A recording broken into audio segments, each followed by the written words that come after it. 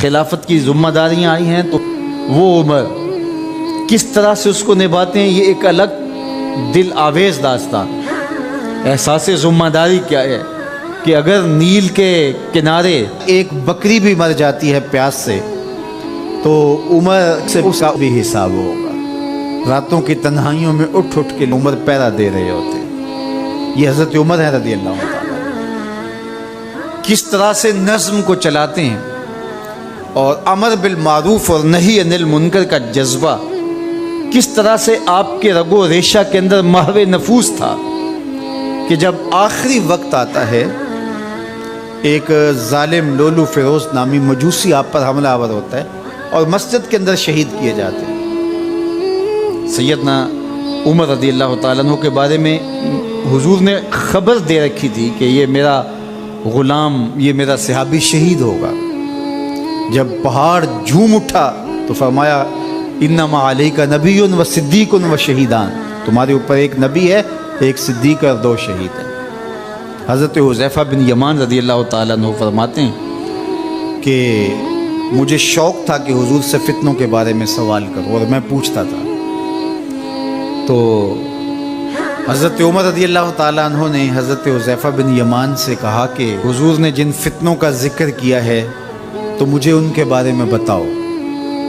تو حضرت حذیفہ کہنے لگے کہ وہ فتنے آپ کے دور میں نہیں آئیں گے، اس لیے کہ آپ کے اور ان فتنوں کے درمیان ایک مضبوط دروازہ ہے، جب تک وہ دروازہ موجود ہے تو فتنے نہیں آئیں گے۔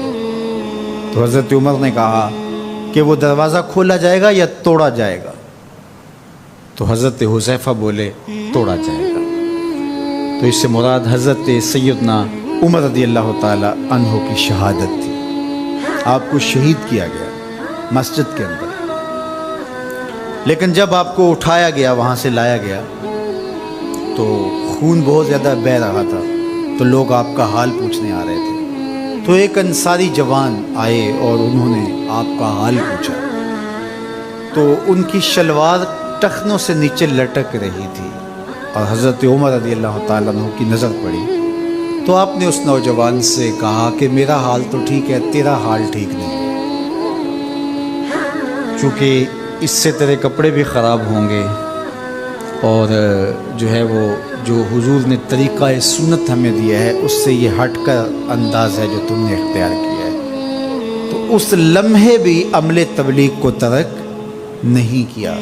تو حضرت صدیق اکبر اور حضرت عمر کا مقدر کہ ان کی تربتیں جنت کے ٹکڑے میں ہیں، فرمایا میری قبر اور میرے ممبر کے درمیان جو جگہ ہے یہ جنت کا باغ ہے۔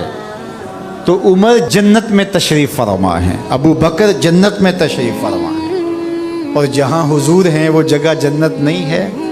اللہ اکبر، وہ باغ جنت ہے۔ حضور ایک دن مسجد سے باہر تشریف لا رہے تھے، دائیں ہاتھ میں حضرت ابو بکر کا ہاتھ پکڑا تھا اور بائیں ہاتھ میں حضرت عمر کا ہاتھ پکڑا تھا، اور مسجد سے باہر آ رہے تھے۔ کوئی شخص مسجد میں داخل ہوا تو اس نے دیکھا تو اس کے چہرے پہ خوشی آئی، تو حضور نے مزید اس کی خوشی کو بڑھانے کے لیے فرمایا ہا قاذا نبعث یوم القیامہ، قیامت کے دن جب ہم قبروں سے اٹھیں گے تو ایسے ہی اٹھیں گے، میرے دائیں ہاتھ میں ابو بکر کا ہاتھ ہوگا، بائیں ہاتھ میں عمر کا ہاتھ ہوگا۔ جے شک ہووی تے چل مدینے، جے شک ہووی تے چل مدینے، آ ویخ لے جوڑ مزاراں دا، بن یار نبی دیاں یاراں دا۔ وآخر دعوانا